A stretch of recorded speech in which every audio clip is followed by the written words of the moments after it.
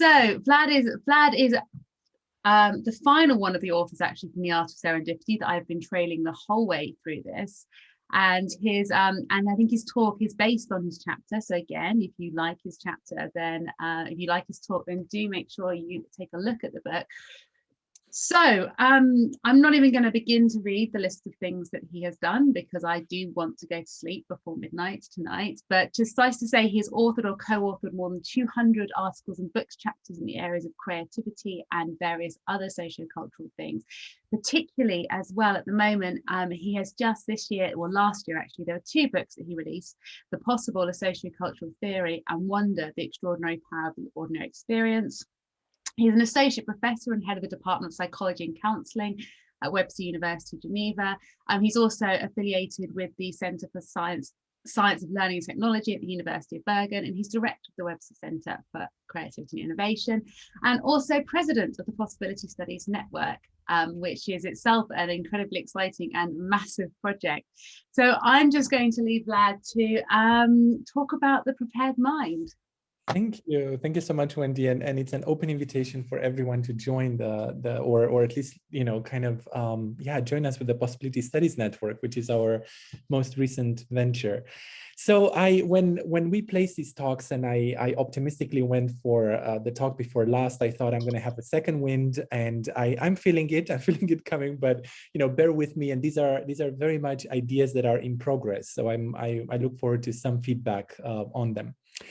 So I'm a big fan of serendipity. I think to my CV or my curriculum, or there it should be added that I'm very passionate about this concept. I thank Wendy for introducing me in many ways to it. And from the start, I was struck by these 2-factor components and by the idea of the prepared mind that, of course, I've heard of before. But as a psychologist, I've been trained as a psychologist. I'm a sociocultural psychologist, which is a bit of a different breed, perhaps, of psychologists. But I am fascinated by how we look at the mind. So in many ways, and those of you who work within sociocultural psychology, you probably have the same feeling that when we look at creativity, when we look at serendipity, we actually want to address, or unavoidably address bigger questions, around what is the mind, what is human action, what is it like to be in the world.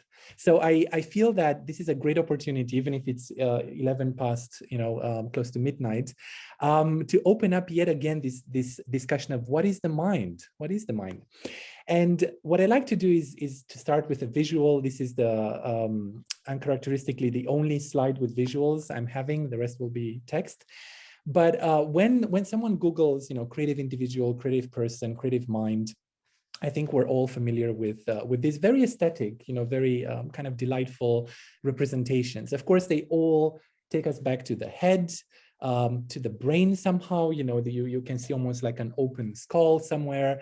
It's a bit of a disembodied head. I mean, you can see on the left side at least that kind of the neck is the limit. At which we accept that there is an embodied creature somehow. We're all carriers of this mind or brain or the little wheels kind of rolling inside. And sometimes you have, and more, you have this mind that kind of explodes into the world, and you have these very aesthetic pictures here and depictions. But, call me very picky, but I'm still quite unsatisfied with this idea that the mind is always located somewhere up here in our skull somehow, even if it goes outside of it. And how does it go outside of it? So I find that there is a very interesting parallel, or a very interesting balancing between these concepts of creativity and serendipity. And I already declared myself a fan of serendipity, so let me explain to you very, very briefly why.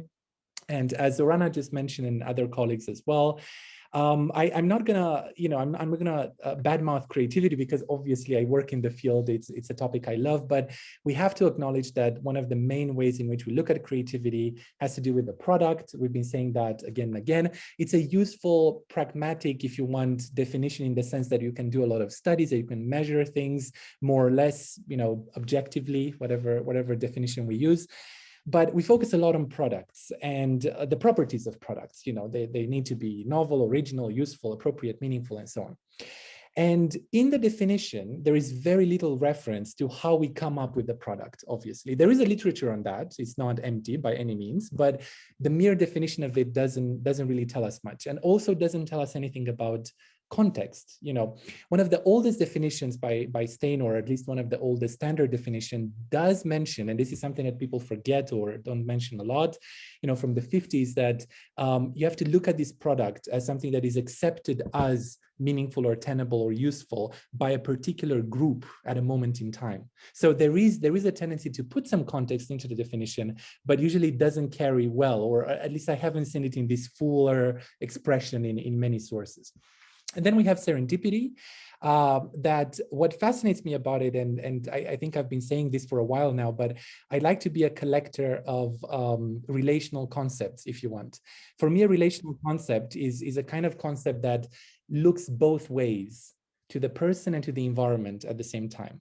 And for me, affordance is a relational concept, perspective is a relational concept, and serendipity is very much a relational concept.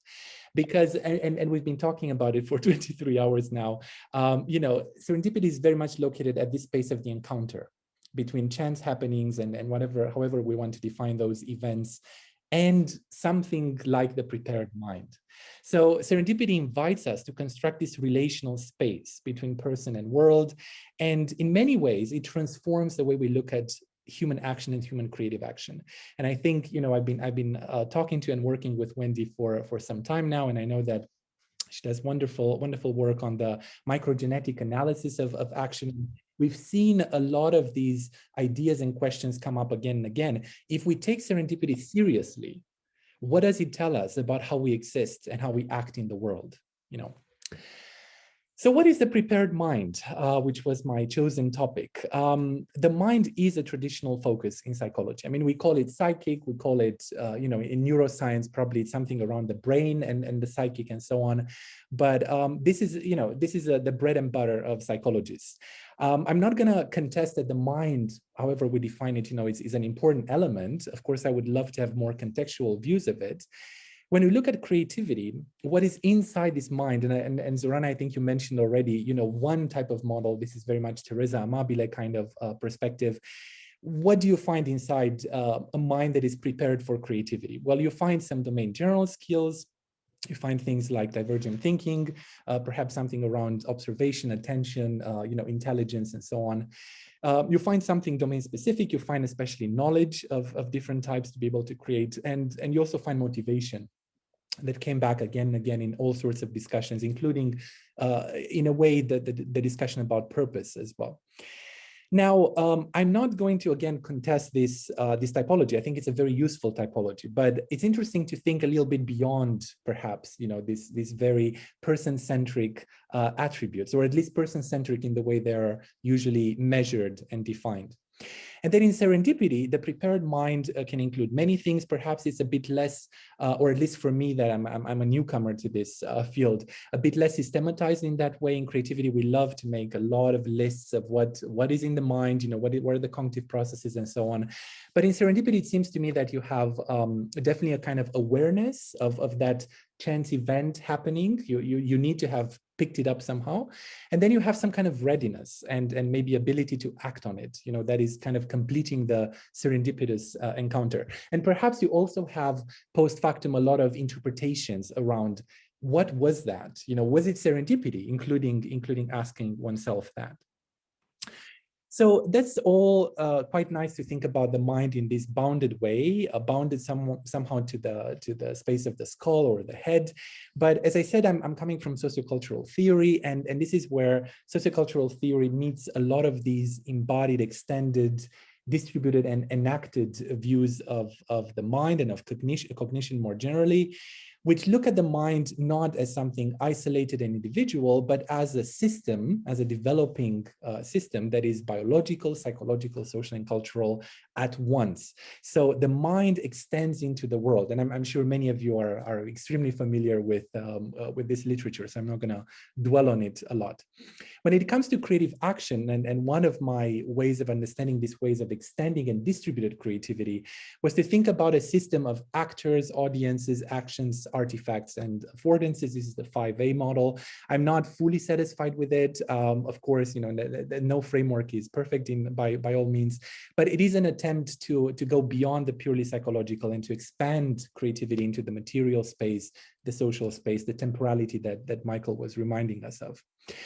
And then from a serendipity point of view, I would find it hard, or maybe there are examples, but I find it hard to believe that someone could fully study serendipity without adopting something similar to a distributed cognition account. But I might be wrong there. So if we think of the mind as relational, what kind of new questions and new ways of reframing, our concerns could we come about? So what if instead of things, and I say things, very broadly, skills, types of knowledge, neurological processes, whatever thing we can, kind of reify and place in the mind, we would look for relations within the mind. It's maybe not such a provocative question, but I would want to add a little twist to that, because a relation, obviously, there is always a relation between person and environment, self and other, symbols and materials. I mean, there are so many relational kind of networks surrounding the person and the mind. But what I'm interested in mostly is ways of relating. It's the way in which this relation to the world changes the mind itself, if you want, and the world at the same time through the relationship. So how would this transform our theories and even the vocabulary we use? Because I'm going to get you to a very particular vocabulary that we've been hearing a little bit. I brought it up a few times, but other people did as well. And also we can ask, and I don't have really time to answer this question, but it is a fascinating question. How would looking at the mind as a set of relations, as a way of relating to the world, impact our methodologies? And I think, again, Wendy and other people are doing fantastic work in this area. So just before I propose a little bit of my preferred vocabulary at the moment, I'm sure it will change in time, just to acknowledge that one of the biggest challenges facing this distributed models of cognition and the mind has to do with the old Cartesian split. Of course, this kind of more radical separation between what is cognition and what is outside, the body, the objects of the world, res cogitans, res extensa, right? Something that thinks, the thinking substance, and something that extends into the world. And of course, as I'm sure many of you are very familiar, I'm not going to dwell a lot on it, but we have a variety of models of distributed cognition. I'm gonna call distributed, lumping together, maybe not too wisely, a lot of other ideas around the extended mind and so on. Some of them are softer, if you want, and some of them are harder in their assumptions. So a soft distribution of the mind still recognizes that there are some borders, even if our mind extends, for instance, to the tools we use. When the tool ends, the mind and the system kind of ends. So there are always new limits that we put for ourselves, kind of following a bit the Cartesian split, just expanding it a little bit, or at least expanding it in a temporary manner. A harder way and a more radical way of understanding distribution is actually to try to dissolve these boundaries, which is not always useful, by the way, but to really abstract what is the functionality, what is the pragmatic function, what is memory? It's not a thing, it's a process, a way of acting in the world, it's storing information and so on. So what helps us store information? The phone does that as well. So is this memory? Is this a memory system? Does it expand my memory and my thinking? So this is a more radical way of distributing.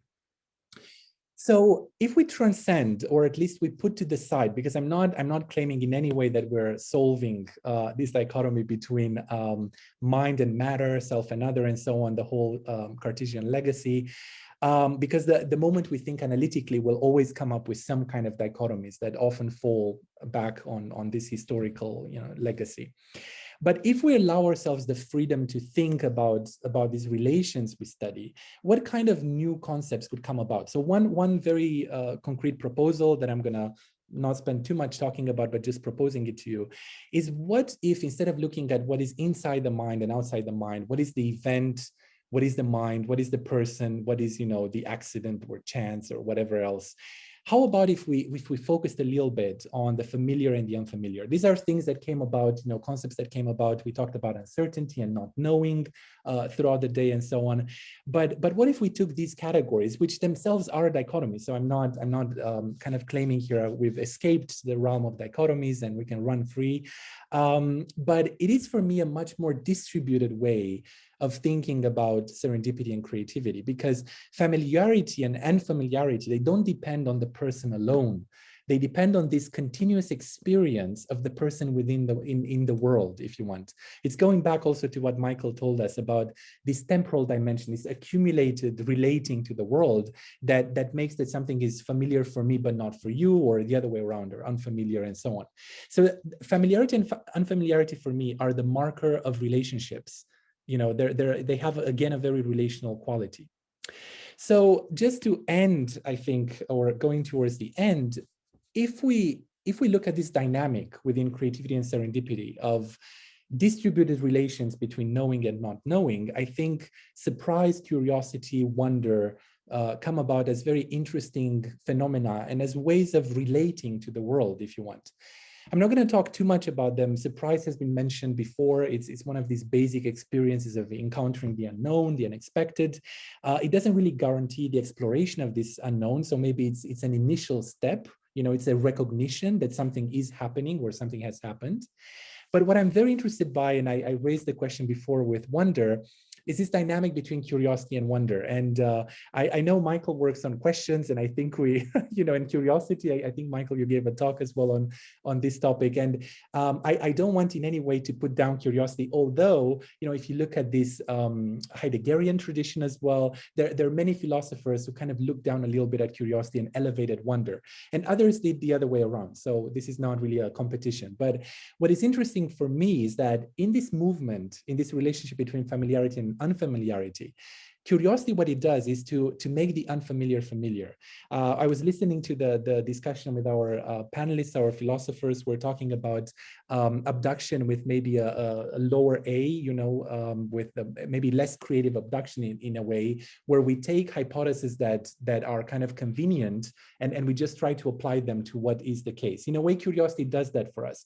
We apply certain schemas to an unsettling reality. And then when we grasp what that reality is, when we turn the unfamiliar familiar, we stop. We've satisfied our curiosity, right?